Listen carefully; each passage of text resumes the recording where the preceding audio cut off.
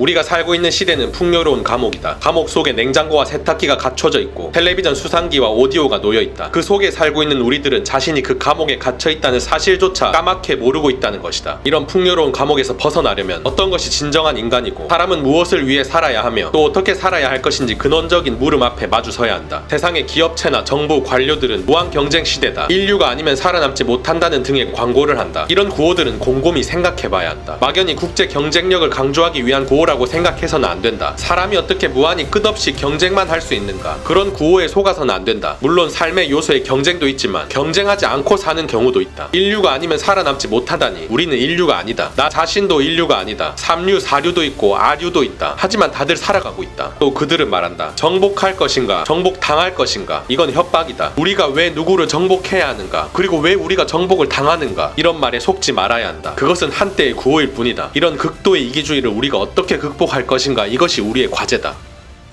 반갑습니다. 도쿄님입니다. 법정스님의 풍요로운 감옥이라는 표현이 정말 공감됩니다. 다 갖춰진 곳에 살고 있으면서 조금의 자유도 느끼지 못하며 사는 사람이 얼마나 많습니까? 그들은 자신이 감옥에 갇혀있다는 사실조차도 모를 겁니다. 사회와 기업의 세뇌에 완전히 속아 넘어간 것이죠. 법정스님 말씀을 통해 삶의 우선순위를 다시 정립해봅시다.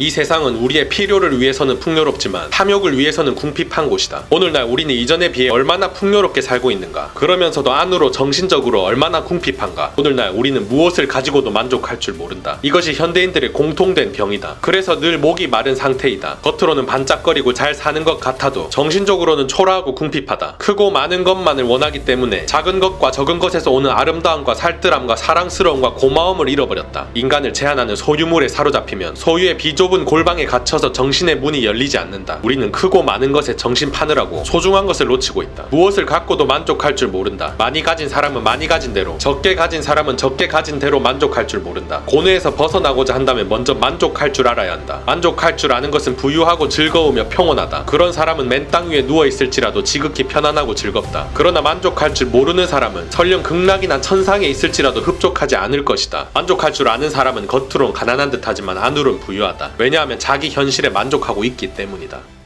자본주의 사회에서 생존하기 위해 적당 수준의 돈은 반드시 필요하지만 돈 많이 번다고 행복감이 무한정 늘어나는 것은 아니죠. 우리가 챙겨야 할 것은 스님 말씀처럼 매 순간 안으로 충만해지고 있느냐 하는 점입니다. 아무리 부자라도 주어진 현실에 만족하지 못한다면 그는 기껏해야 돈의 노예일 수밖에 없고 스스로 만족한다면 겉으로 보이는 것과 무관하게 맨 땅에 누워있을지라도 삶을 충분히 즐길 수 있습니다. 돈이 중요하다는 사실은 공감합니다만 가장 중요한 것은 아닙니다.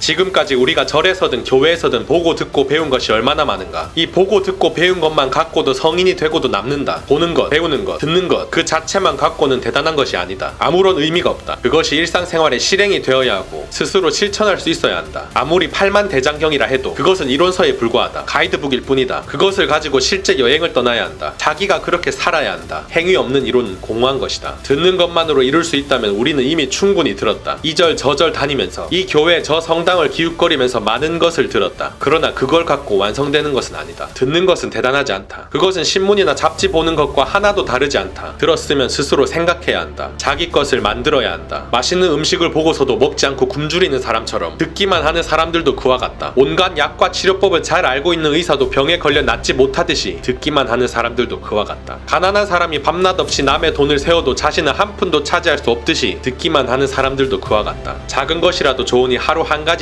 행해야 한다. 작고 미미한 것일지라도 남이 알아주지 않을지라도 그것을 행해야 한다. 그 일상적인 행함을 통해서 자기 자신을 거듭 일으켜 세워야 한다. 그렇지 않으면 늘 넘어진다. 행하는 것, 그것이 진리를 구하는 진실한 모습이다. 살아오면서 좋은 가르침 얼마나 많이 들어왔습니까? 이곳저곳에서 강의 듣고 수많은 책도 읽었으며 별의 별 사람에게 조언도 많이 들었습니다. 그런 소리를 듣느라 소모한 인생의 시간만큼 원하는 답 찾으셨습니까? 듣는 것 자체로는 아무 의미 없습니다. 연결고리가 끊어졌기 때문이죠. 듣는 것에서 끝나지 않고 작은 것이라도 행동으로 이어지는 것이 중요합니다. 음악이나 듣고 끝나는 거지 위대한 가르침은 듣고 나서 이제 시작입니다.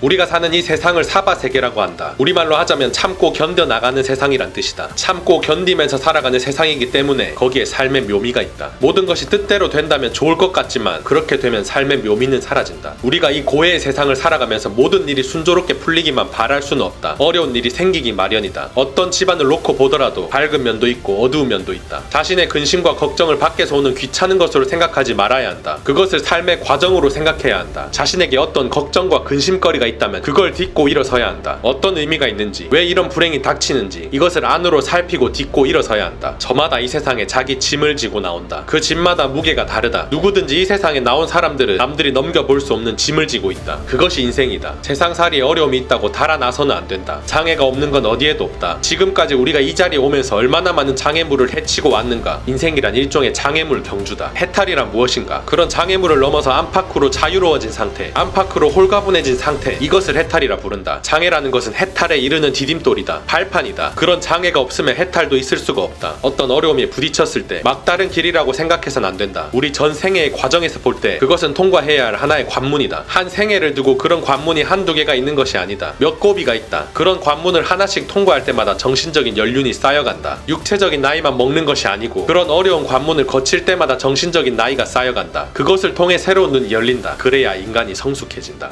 인생이 뜻대로 흘러가지 않는 것은 비정상적인 상황이 아니라 지극히 정상적인 상황입니다. 모든 일이 순조롭게 술술 풀리는 건 머릿속에서나 가능하지 현실은 완전히 다르다는 말이죠. 어렵고 힘든 관문을 거칠 때마다 정신적인 나이가 쌓이고 연륜이 쌓이며 비로소 삶이 자유로워진다는 스님 말씀을 명심합시다. 나를 곤란에 빠뜨려 한참을 괴롭히던 그 일이 오히려 나를 엄청나게 성장시켜줄 최고의 자양분이 될지도 모릅니다.